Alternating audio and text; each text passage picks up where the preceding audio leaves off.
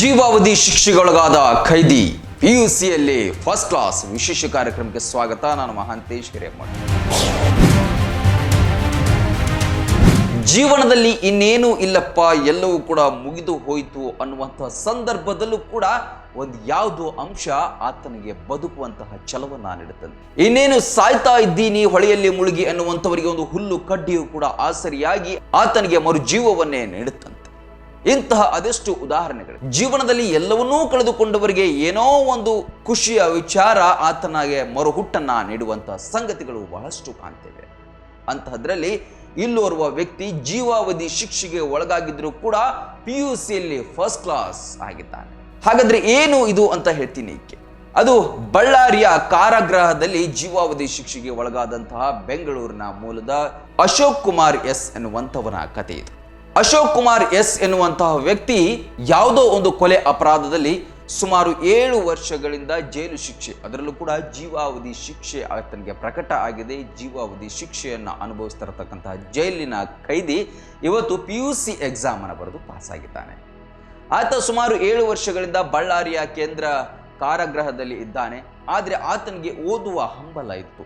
ಇದನ್ನ ಗಮನಿಸಿದಂಥ ಜೈಲಿನ ಸಿಬ್ಬಂದಿಗಳು ಆತನಿಗೆ ಓದೋದಕ್ಕೆ ನೆರವನ್ನ ಕೊಡ್ತಾರೆ, ಆತನಿಗೆ ಸಹಾಯವನ್ನ ಮಾಡ್ತಾರೆ. ಪ್ರತ್ಯೇಕವಾದಂಥ ಸೆಲ್ನಲ್ಲಿ ಆತನಿಗೆ ಪಠ್ಯ ಪುಸ್ತಕಗಳನ್ನು ಕೊಟ್ಟು ಓದಿಸೋದಕ್ಕೆ ಶುರು ಮಾಡ್ತಾರೆ. ಎಷ್ಟೋ ಕಾರಾಗೃಹಗಳಲ್ಲಿ ನಾವು ಕೇಳ್ತಾ ಇದ್ದೀವಿ, ಪರಪ್ಪನ ಕಾರಾಗೃಹ ಆಗಿರ್ಬೋದು, ಹಿಂಡಲ್ಗ ಕಾರಾಗೃಹ ಆಗಿರ್ಬೋದು, ಬಳ್ಳಾರಿ ಜೈಲುಗಳಾಗಿರ್ಬೋದು.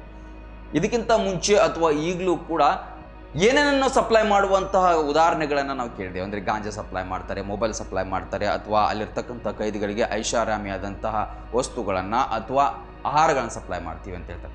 ಇಲ್ಲಿ ಮಾಡಿರುವಂಥದ್ದು ಅಂತ ಹೇಳಿದ್ರೆ, ಇಲ್ಲಿನ ಜೈಲಿನ ಸಿಬ್ಬಂದಿಗಳು ಆತನಿಗೆ ಪಠ್ಯ ಪುಸ್ತಕಗಳನ್ನು, ಅಕ್ಷರ ದಾಹವನ್ನು ತೀರಿಸುವಂತಹ ಸಹಾಯವನ್ನು ಮಾಡಿದ್ದಾರೆ. ಮುಖ್ಯವಾಗಿ ಅದನ್ನು ಕೂಡ ನೆನೆಯಬೇಕಾಗತ್ತೆ. ಹಾಗಾದ್ರೆ ಇಲ್ಲಿ ಅಶೋಕ್ ಕುಮಾರ್ ಏನು ಮಾಡಿದ್ರು ಅಂತ ಹೇಳಿದ್ರೆ, ಯಾವುದೋ ಒಂದು ಕೊಲೆ ಅಪರಾಧದಲ್ಲಿ ಅವರಿಗೆ ಆ ತೀರ್ಪು ಪ್ರಕಟ ಆಗಿ ದಾಖಲೆಗಳು ಕೂಡ ಸಿಕ್ಕಿ ಜೀವಾವಧಿ ಶಿಕ್ಷೆಯನ್ನು ಕೊಟ್ಟಿದ್ರು. ಆದರೆ ಆತ ಪಿಯುಸಿ ಎಕ್ಸಾಮನ್ನು ಬರೆಯುವ ಹಂಬಲವನ್ನು ತೋರಿದಾಗ ಜೈಲಿನ ಸಿಬ್ಬಂದಿಗಳು ಆತನಿಗೆ ಸಹಾಯ ಮಾಡಿದ್ರು. ಇವತ್ತು ಆತ ಪಿಯುಸಿ ಎಕ್ಸಾಮನ್ನು ಬರೆದು 481 ಅಂಕಗಳನ್ನು ತೆಗೆದುಕೊಂಡು ಸರಿಸುಮಾರು 80 ಎಷ್ಟು ಸಮಥಿಂಗ್, ಅಂದರೆ 80 ಸರಾಸರಿ ಪರ್ಸೆಂಟೇಜನ್ನು ಮಾಡಿ ಇವತ್ತು ಒಂದು ರೀತಿಯಲ್ಲಿ ಅಚ್ಚರಿಯನ್ನು ಮೂಡಿಸಿದ್ದಾನೆ. ಹಾಗಂತ ಹೇಳಿ ಆತನು ಇಲ್ಲಿ ಒಳ್ಳೆಯ ಕೆಲಸವನ್ನು ಮಾಡಿದಾನ? ಇಲ್ಲ. ಕೊಲೆಯ ಆರೋಪವನ್ನು ನೋಡಿರೋದಕ್ಕೆ ಹೋದರೆ ಆತ ಮಾಡಿದ್ದು ತಪ್ಪಾಗತ್ತೆ, ಶಿಕ್ಷೆ ಆಗಿದೆ. ಆದರೆ ಆತನ ಓದಿನ ಹಂಬಲವನ್ನು ಯಾರಿಗೂ ನಿಲ್ಲಿಸೋಕ್ಕಾಗೋದಿಲ್ಲ. ಏನಾದರೂ ಕದಿಬೋದು, ನಮ್ಮಲ್ಲಿರ್ತಕ್ಕಂಥ ಬುದ್ಧಿಯನ್ನು, ವಿದ್ಯೆಯನ್ನು ಯಾರೂ ಕೂಡ ಕದಿಯೋಕ್ಕಾಗಲ್ಲ ಅಂತಾರಲ್ವ. ಅದಕ್ಕೆ ಈ ಅಶೋಕ್ ಕುಮಾರೇ ಸಾಕ್ಷಿ. ಅವನ ಈ ಸಾಧನೆಯನ್ನು ಕಂಡು ಅಲೋಕ್ ಕುಮಾರ್ ಅವರು, ಪೊಲೀಸ್ ಅಧಿಕಾರಿ ಅಲೋಕ್ ಕುಮಾರ್ ಅವರು ಮೆಚ್ಚುಗೆಯನ್ನು ಕೂಡ ವ್ಯಕ್ತಪಡಿಸಿದ್ದಾರೆ. ಮುಂದೆ ಅವನೇನಾದರೂ ಹೈಯರ್ ಸ್ಟಡೀಸ್ ಮಾಡಬೇಕಾದ್ರೆ ಅದಕ್ಕೂ ಕೂಡ ನಾವು ಸಹಾಯ ಮಾಡ್ತೀವಿ ಅಂತ ಹೇಳಿದ್ರೆ. ಯಾಕಂದರೆ ಅವನ ಶಿಕ್ಷಣ ಬೇರೆ, ಅವನ ಅಪರಾಧ ಬೇರೆ, ಇಲ್ಲಿ ಎರಡನ್ನೂ ಕೂಡ ವಿಂಗಡಿಸಿ ನೋಡಬಾರ್ದು ಅಂತ ಹೇಳಿ ಅಲೋಕ್ ಕುಮಾರ್ ಅವರು ಒಂದು ರೀತಿಯಲ್ಲಿ ಅವರ ವಿವೇಚನೆಯನ್ನು ಬಿಟ್ಟಿದ್ದಾರೆ. ಹಾಗಾದರೆ ಜೀವಾವಧಿ ಶಿಕ್ಷೆಗೆ ಒಳಗಾದವನು ಪಿಯುಸಿಯನ್ನು ಬರೆದು ಏನು ಪ್ರಯೋಜನ ಅಂತ ಕೂಡ ಕೆಲವರಿಗೆ ಕ್ವಶನ್ ಬರ್ಬೋದು. ಜೀವಾವಧಿ ಶಿಕ್ಷೆ ಅಂತ ಹೇಳಿದ್ರೆ ಕೆಲವರು ಅನ್ಸ್ಕೊಳ್ತಾರೆ ಜೀವ ಇರುವ ತನಕ ಅಂತೇಳಿ. ಇನ್ನೂ ಕೆಲವರು ಅನ್ಕೊಳ್ತಾರೆ 14 ವರ್ಷ ಅಥವಾ 20 ವರ್ಷ ಜೀವಾವಧಿ ಶಿಕ್ಷೆಯನ್ನು ಕೊಟ್ಟು ಮತ್ತೆ ಬಿಡುಗಡೆ ಮಾಡ್ತಾರೆ ಅಂತೇಳಿ. ಈ ಎರಡೂ ಕೂಡ ಕಲ್ಪನೆಗಳು ಸ್ವಲ್ಪ ಗೊಂದಲ ಇರ್ಬೋದು. ಅದನ್ನು ಹೇಳ್ತೀನಿ ಕೇಳಿ. ನಮ್ಮ ಏನು ಭಾರತೀಯ ನ್ಯಾಯ ಸಮಿತಿಯ ಪ್ರಕಾರ, BNS ಆಕ್ಟ್ನ ಪ್ರಕಾರ ಒಂದು ಶಿಕ್ಷಣಗಳ ಅಡಿಯಲ್ಲಿ ಜೀವಾವಧಿ ಶಿಕ್ಷಣ ಯಾವುದೆಲ್ಲ ಕೊಡ್ತಾರಂತೆ, ಕೊಲೆ ಅಥವಾ ಅತ್ಯಾಚಾರ ಅಥವಾ ಗಂಭೀರ ರೀತಿಯಾದಂತಹ ಆರೋಪಗಳಿಗೆ ಜೀವಾವಧಿ ಶಿಕ್ಷೆಯನ್ನು ಕೊಡೋದು ಸಾಮಾನ್ಯ. ಜೀವಾವಧಿ ಶಿಕ್ಷೆ ಅದಕ್ಕೆ ಕೊಡ್ತಾರೆ. ಆದರೆ ಇಲ್ಲಿ ವ್ಯಕ್ತಿಯ ಉಳಿದ ಜೀವದ ಅವಧಿಯನ್ನು ಕಳೆಯುವಂಥದ್ದು ಶಿಕ್ಷೆಗೆ ಜೀವಾವಧಿ ಶಿಕ್ಷೆ ಕೂಡ ಅಂತ ಹೇಳ್ತಾರೆ. ಆದರೆ ಇನ್ನೂ ಕೆಲವು ಅವಧಿಗಳಲ್ಲಿ 14 ವರ್ಷಗಳ ಮಿನಿಮಮ್ ಕಠಿಣ ಶಿಕ್ಷೆ ಅಥವಾ 20 ವರ್ಷಗಳ ಶಿಕ್ಷೆ ಅಂತ ಇರುತ್ತೆ. ನಾವೇನೋ ಅಷ್ಟು ಕಾನೂನು ಪಂಡಿತರ ಅಲ್ಲದಿದ್ದರೂ ಕೂಡ ಸಾಮಾನ್ಯವಾಗಿ ಇರುವಂಥದ್ದು ಏನು ಅಂತ ಹೇಳಿದ್ರೆ, 14 ವರ್ಷ ಕನಿಷ್ಠವಾಗಿ ಆ ಕಠಿಣ ಜೀವಾವಧಿ ಶಿಕ್ಷೆಯನ್ನು ಅವರು ಅನುಭವಿಸಬೇಕು. ಮುಂದೆ ಆತನಿಗೆ ಬಿಡುಗಡೆ ಮಾಡಬೇಕಾ ಬೇಡವಾ ಅಥವಾ ಅಂತ ಹೇಳಿ ವಿವೇಚನೆಗೆ ಬಿಟ್ಟದ್ದು ಯಾರಿಗೆ ಅಂತ ಹೇಳಿದ್ರೆ ಕಾನೂನಿಗೆ, ಅಥವಾ ನಮ್ಮ ಭಾರತೀಯ ಏನು ಕಾನೂನು ವ್ಯವಸ್ಥೆ ಇದೆ ಅದಕ್ಕೆ ಬಿಟ್ಟದ್ದು. ಕೆಲವರು ಸಲ ನಡವಳಿಕೆ ಅಥವಾ ಆತನ ನಡವಳಿಕೆಯಲ್ಲಿ ಏನಾದರೂ ಬದಲಾವಣೆ ಆಗಿದ್ದರೆ ಆತ ಬಿಡುಗಡೆ ಆಗುವಂತಹ ಸಾಧ್ಯತೆಗಳು ಕೂಡ ಇದೆ. ಅದು ಕನಿಷ್ಠ 14 ವರ್ಷಗಳನ್ನ ಪೂರೈಸಿದ ನಂತರ. ಹಾಗಾಗಿ ಇದು ಒಂದು ಜೀವಾವಧಿ ಶಿಕ್ಷೆಗೆ ಇರ್ತಕ್ಕಂತಹ ಗೊಂದಲಗಳ ಬಗ್ಗೆ ಹೇಳುವ ಪ್ರಯತ್ನ ಆಗಿತ್ತು.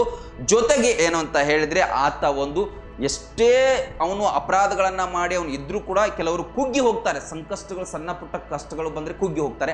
ಆದರೆ ಆತ ಜೀವಾವಧಿ ಶಿಕ್ಷೆಗೆ ಒಳಗಾಗಿದ್ರೂ ಕೂಡ ಇಲ್ಲಿ ಪಿಯುಸಿಯನ್ನು ಪಾಸ್ ಆಗಿದ್ದಾನಲ್ವ, ಅದನ್ನು ಕೂಡ ಮೆಚ್ಚುವಂಥದ್ದೇ. ಹಾಗಾಗಿ ಇದಾಗಿತ್ತು ಇವತ್ತಿನ ವಿಶೇಷ ಲೇಟೆಸ್ಟ್ ಸುದ್ದಿಗಳಿಗಾಗಿ ನೋಡ್ತಾ ಇರಿ ರೆಡ್ ಟಿವಿ, ಇದು ಸಾಮಾಜಿಕ ಚಿಲುಮೆ.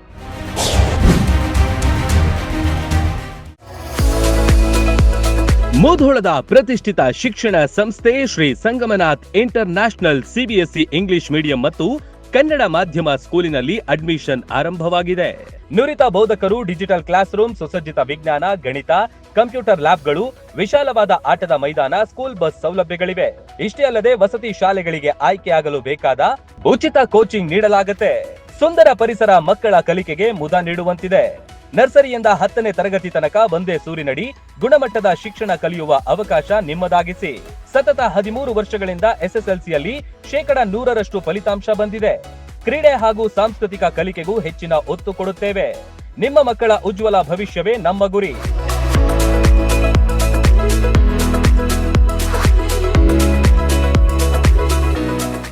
ರನ್ ಟಿವಿ ನ್ಯೂಸ್ ವಿಡಿಯೋಸ್ ನೋಡಲು ಸಬ್ಸ್ಕ್ರೈಬ್ ಮಾಡಿ, ಬೆಲ್ ಐಕಾನ್ ಪ್ರೆಸ್ ಮಾಡಿ.